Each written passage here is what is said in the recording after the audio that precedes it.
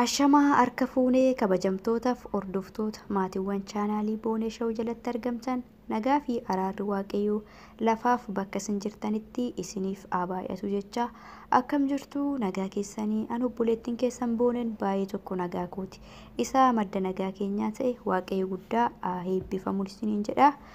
Tole warreen chaanaalii kiyyaaf chaanaalii Boonee Shawuutiif aaraa taatan chaanaalii Boonee Shawuu chaanaalii keessa waan ta'eef sabskraayibii gochuudhaan maatii chaanaalii kootti dabalamaan affeerraa kooti. Warreen chaanaalii koo jalatti argamtan immoo obboleewwan kiyya warreen na jabeessaa na duukaa turtan immoo na duukaa jirtan immoo guddaa eebbifamaa galatoomaa isiniin jechuun barbaada.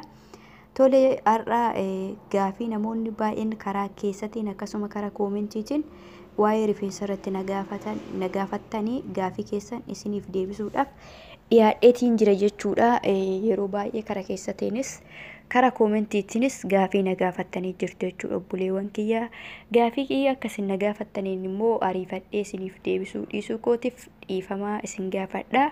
Maaliif yoo jettanii sababa hojii sababa garaagaraatiin gaafii keessan yeroo sanatti isinii deebisuu hin dandeenye jechuudha. Haa ta'u malee gaafii nama lama nama sadii akkasuma hin ta'in waa'ee rifeensa irratti namoota hedduutu karaa keessatiinis akkasuma koomentiinis na gaafate. Karaa keessatiinis ta'ee karaa koomentiinis immoo akkasuma nama tokkoon akkasuma gaafii deebisuun baay'ee ulfaata. Sababa hojiirraan kan ka'e jechuudha. Baay'ee tokko natti ulfaata jechuudha. Kanaaf iddoo tokkotti gaafii keessan koomentii jalaayis akkasuma karaa keessatiinis gaafii keessa iddoo tokkotti ilaalee iddoo tokkotti cuunfee gama viidiyootiin isiniif deebisa jedheetuma calli jedhee kanaaf narra ilaalinaa isiniin jedha obboleewwan kiyya hundi keessanuu warri gaafii na gaafattan jechuudha. Akkasuma gaafii namoonni na gaafattanii jirtu haa ta'u malee maqaa keessan gaafii isin na gaafattan irratti xiyyeeffadhee deebii isinii kenna malee maqaa keessan beduu jedhee maqaa keessan waamu jechuudha. Maaliif hin barbaachisu kunis. Tole kabajamtoota hordoftoota keenya osoo gara gaafii isin na gaafattan isinii deebisuutti hin ceeniin jirutti jechuudha. Waa'ee waa xiqqoo gorsa isiniif kennuun barbaada waa'ee rifeensa irratti jechuudha. Kan na gaafattanis waa'ee rifeensati waan ta'eef anis immoo gorsa xiqqoo ishee ammuma beekumsa kiyya waa'ee rifeensaa irratti gorsa xiqqoo ishee isiniif dubbachuun barbaada jechuudha. Namoonni jechuudha rifeensa dheeraan barbaada rifeensa dheeraa osoo hin qabaadhee jedhee nawwaa garuu rifeensi kiyya wanti hin dibne hin jiru wanti hin goone hin jiru. Qarshii kiyya saantiba kiyya narkaa fixuu malee rifeensi kiyya isuma durii irra iyyuu narraa dhume warri jettaniif gorsa xiqqoo isinii kenna jechuudha. Namoota baay'eetu akkana jedha waa'ee dibata rifeensaa yeroon ani viidiyoo hojjedhetti namoonni baay'een keessan illee naan jettanii koomentii jalatti illee jettaniirtu jechuudha. Obboleewwan kiyya wanti isin beekuu qabdanii waan namni jedhama fakkeenyaaf fi qibaatii jechuudha. Fasaashii gosa garaagaraatu jira abukaadoo zayituunii gosoota garaagaraa jechuudha. Keessumattuyyuu bara kana keessa qibaatiin akka durii miti jechuudha. Duratti illee amma tokko nata lama sadii arganna. Haa taatu bara kana keessatti immoo qibaatii qarshii naa jiraatu malee aynata ati barbaaddetu jira jechuudha. Akka barbaaddetti bitatte jechuudha. Gatiin isaa immoo amma qarshii 800tti deemaa jira jechuudha. Qibaatiin rifeensa shamarranii jechuudha. Haa ta'uutii malee fakkeenyaaf qibaatii wanti nuti dogoggorru nuti rifeensa keenya irratti yeroo baay'ee hojjennu wanta namni nuun jedhu yookiin immoo suuqirraa ilaallee ooyinni sooshaal miidiyaa kanarraa ilaallee wanta gatii guddaa akkasuma wantuma namni nuun jedhee fayyadamuu osoo hin taane jalqaba irratti amala rifeensa keenyaa beekuun barbaachisaadha. Innaan akkana isiniin jedhu amala rifeensa keenyaa beekuun barbaachisaadha yeroon isiniin jedhutti jechuudha. Amma fakkeenyaaf muuzii tokko jechuudha. Muuzii tokko killeetti dabaltee har'a kan dibatte yoo ta'e muuzii sun har'a dibattee miiccattee rifeensa kee kan fakkeenyaaf si jalaa kukkutu yookiin si jalaa buqqise ta'e gabaabumatti maal jechuu dandeenya rifeensi kee muuzii hin jaalanne jechuu dandeenya jechuudha. Kanaafuu fakkeenya wantoota abukaadoo jira, ruuzii jira, muuzii jira, killeetu jira, zayituunii jira, zayit qobbootu jira, vaalaziniitu jira, wantoota gosa garaagaraatu jira dibata rifeensa irratti. Kana nuti maal gochuu qabna? Waanuma namni jedhee fayyadamuu otoo hin taane waan namni jedhama fakkeenyaaf waan namni barsiisu hin fayyadaminaa jechuu koo osoo hin taane wanta fayyadamtan dursaatii amala rifeensa keessanii beekuun barbaachisaadha. Fakkeenyaaf abukaadoo fayyadamte abukaadoo kan rifeensi keessi hin jaalanne yoo ta'e deddeebistee abukaadoo rifeensi keessi hin jaalanne garuu ati deddeebisteetuma kan rifeensa kee fayyadamtoo ta'e dhugaatti sirraa fixaa siin jedha. Kanaafuu obboleewwan kiyyaa inni guddaan wanta tokko har'a dibannee amala rifeensa keenyaa baruutu qabna jechuudha. Waan kana naa jaalate moo naa hin jaalanne jennee amala rifeensa keenyaa barree akkasitti duraan dursinee rifeensa keenya dheeressuuf rifeensa keenya gobbisuuf haala rifeensa keenya qabachuu kan nu barbaachisu amala rifeensa keenyaa beekuudha. Tole kabajamtoota hordoftoota keenya, kanaafuu kuni gorsa isinii ta'a jedheetan yaada jechuudha. Ammuma beekumsa kooti isiniif qoodee wanta fayyadamnu kamuu jalqaba irratti fayyadamne jechuudha. Har'a killee kan fayyadamne yoo ta'e killee rifeensa keenya nu jalaa kukkutte yoo ta'e lammatatti deebisuu hin qabnu jechuudha. Fakkeenyaaf immoo namni nuun jedheedhaa fi qibaatii fakkeenyaaf duratti rifeensi keenya jaalatu dhiifne qibaatiin kun haaraa fasaashiin kun haaraa dhufe rifeensa hin dheeressaa ji'a tokko keessatti dheeressaa qarshiin isaa ol ka'aadha jennee kan duratti rifeensi keenya nu jaalate dhiifne kan biraattis ce'uu hin qabnu isiniin jedha kabajamtoota hordoftoota keenya.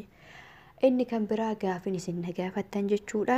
Waa'idhuma rifeensa dheerina rifeensaa akkasuma rifeensi koo na jalaa iccitaa akkasuma rifeensi koo naaf hin dheeratu maaliyyuu osoo amma abdii kuteeti taa'ee warri jettanii na gaafattan jirtu.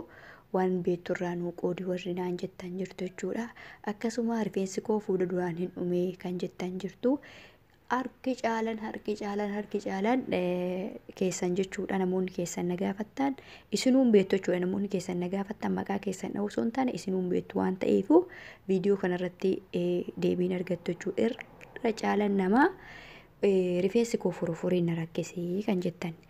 Gaafiin tokkoffaan rifeensi koo furufurii, gaafiin lammaffaan rifeensi koo maaliyyoo toon godhe naaf hin dheeratu,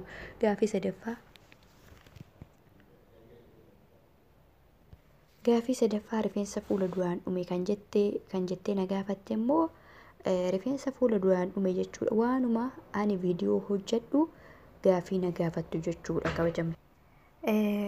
Kanaafuu rifeensa akkamitti dheerata kan jettanii na gaafattaniif jechuudha. Viidiyoo hojjedhe viidiyoo kiyya daawwadhaan isiniin jedha obboleewwan kiyya achi jala gaafii keessan isiniif hin deebi'a isiniin jedheen abdadha jechuudha.